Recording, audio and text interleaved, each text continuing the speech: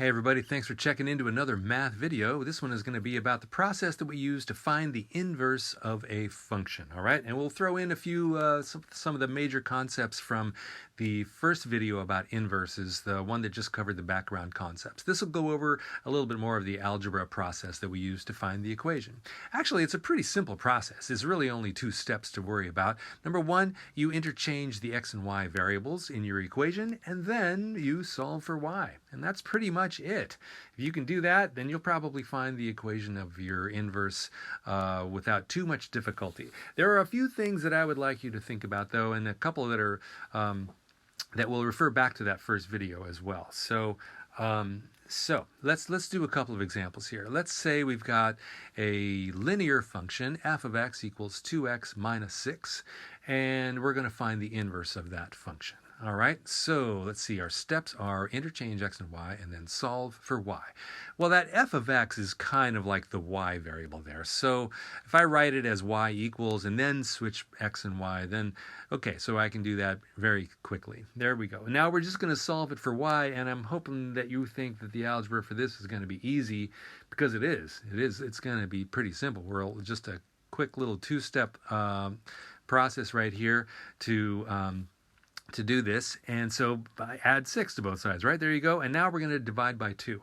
I'm pausing here for a moment to consider that there might be another thing we could do instead of dividing by 2, but probably most people would just divide both sides by 2, and then we get x plus 6 over 2 equals y, and then maybe you might erase the y and replace it with the correct notation for the inverse of f of x, f negative 1 of x. There you go. Now, that x plus 6 over 2 is also the equation of a line. However, it's not a very commonly used form. In fact, it's really not a preferred form at all to write the equation of a line. We've got other ways to write the equation of a line that most people recognize.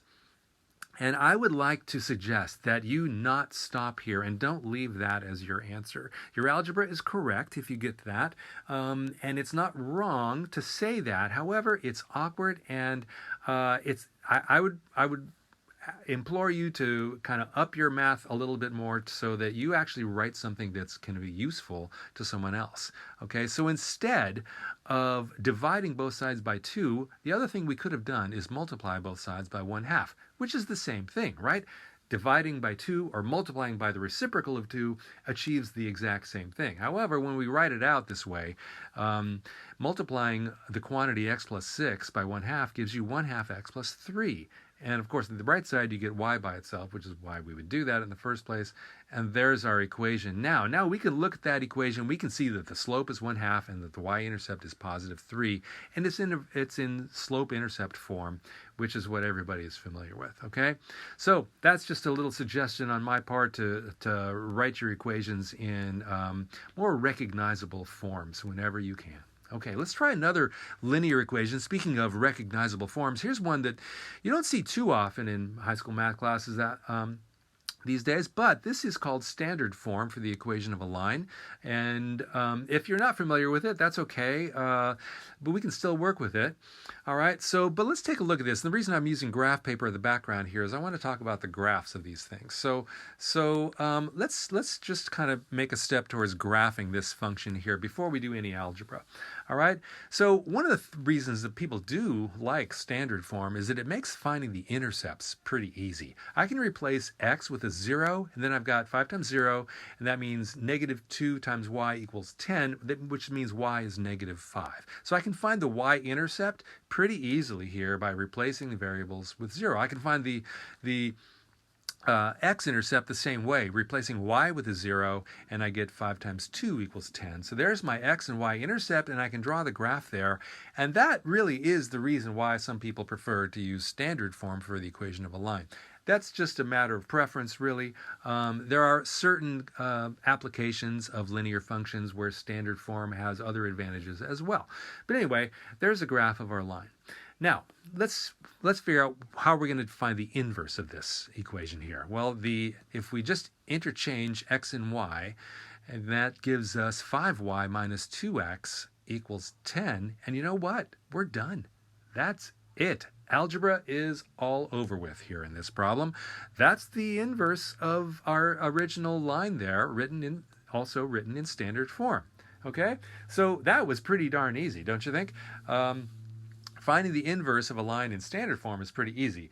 There's more to say here about this, especially in terms of the graph. Let's do the same thing that we did for the graph there. Look at the intercepts of that inverse line there. So if x is 0, y is positive 2 now.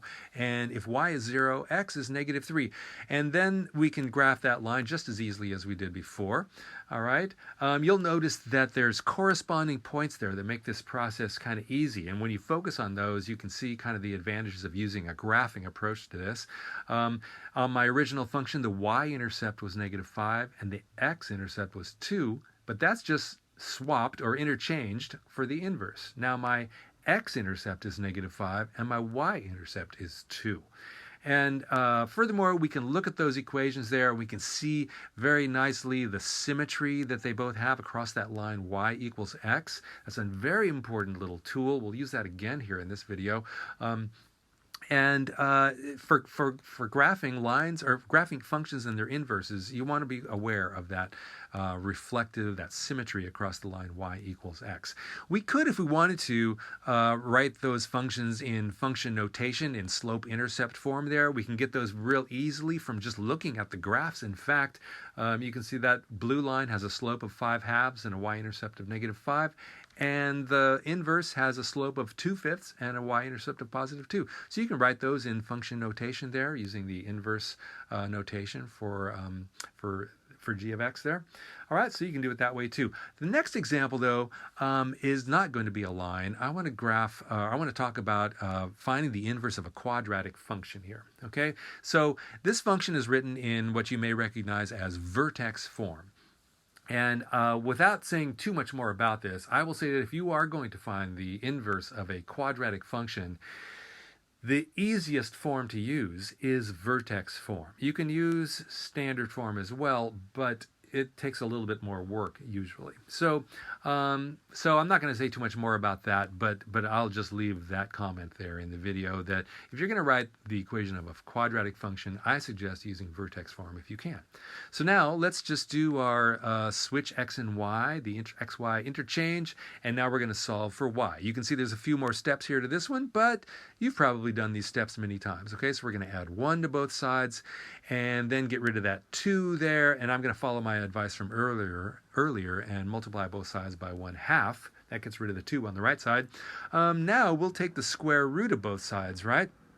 And we do have to put in that plus or minus because the quantity y plus 3 being squared is positive, but y plus 3 itself might be negative. I don't know if y plus 3 is positive or negative. That's why I have to include the plus or minus there in front of the square root.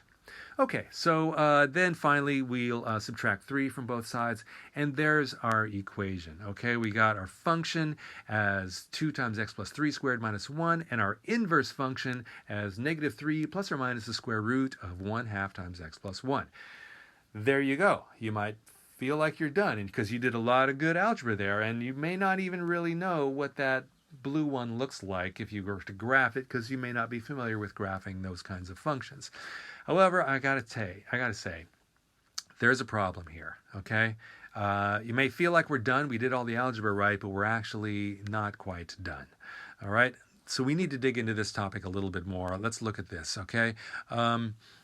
If I was to graph those two functions, okay, I can take advantage of that line, that symmetry across the line y equals x to graph my inverse. Because, like you say, you might not be familiar with what that graph is going to look like there. So we can take advantage of this symmetry property to make a graph of it, okay? So there's the vertex of the parabola at -3, -1. That means there's a corresponding point at -1, -3 for the inverse. And those other 2 points there, they also have corresponding points. So pretty quickly we can get a graph of that inverse there, and we can see right away that it's kind of like a sideways parabola.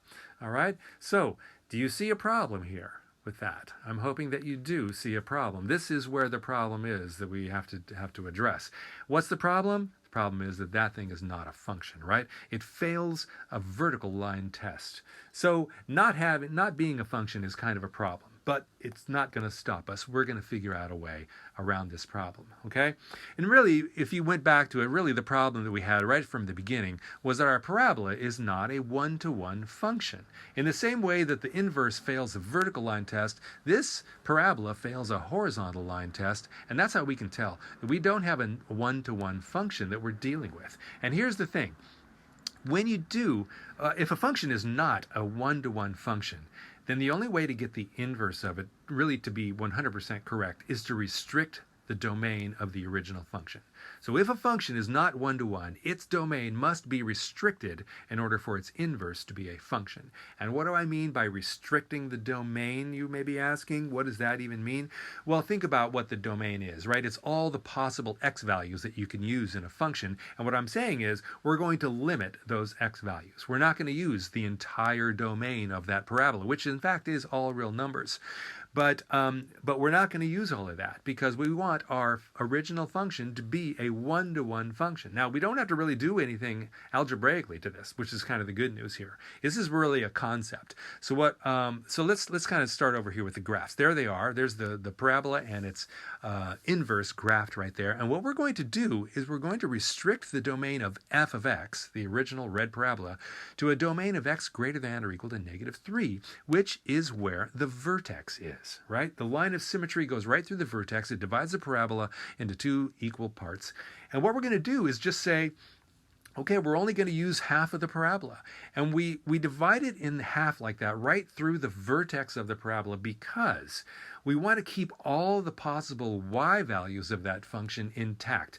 I'm going to restrict the domain, but I don't want to also restrict the range if I can do it. So by dividing it right there, I keep all of the possible y values that original function had. So that's a good thing. So what we're going to do is restrict the domain to x greater than or equal to 3, and what happens is that left side just basically disappears, and all I have to do is kind of add the little statement to the function there for x greater than or equal to -3. That's the domain restriction right there, what you're looking at. The word for followed by x greater than or equal to -3. That's the domain restriction. And it basically just cuts the parabola in half. Now, as you heard me say before, that, well, now it's a one-to-one function, so we're happy about that. But remember that the domain and the range are interchanged between a function and its inverse. So let's look at the domain now of f of x. The domain is x greater than or equal to -3, and the range is y greater than or equal to -1, which it always was. We haven't changed that. But now when we interchange the domain and the range, our domain of the inverse will be x greater than or equal to -1, and the range will be y greater than or equal to -3. So that means the bottom half of that sideways parabola disappears, and we're only dealing with the top half of it. And actually, this is a square root curve. All right, a square root curve is the inverse of a parabola, in the same way that taking the square root is the inverse operation for squaring. All right, that's not a coincidence. All right, so there we go. We've got everything kind of all nice and tidy now. All our T's are crossed and our I's are dotted, and we're done with this problem. And that's really all you had to do. Notice that adding that domain restriction did not change a single part of the algebra that we used to write the inverse function. The only thing is, watch carefully, is I'm going to erase the negative sign of the -3 plus. I'm not going to have plus or minus anymore. It's just -3 plus the square root of 1/2 times x plus 1. Now it's all perfect. Okay? All right, so let's summarize here a little bit of the steps from this little bit longer video than normal.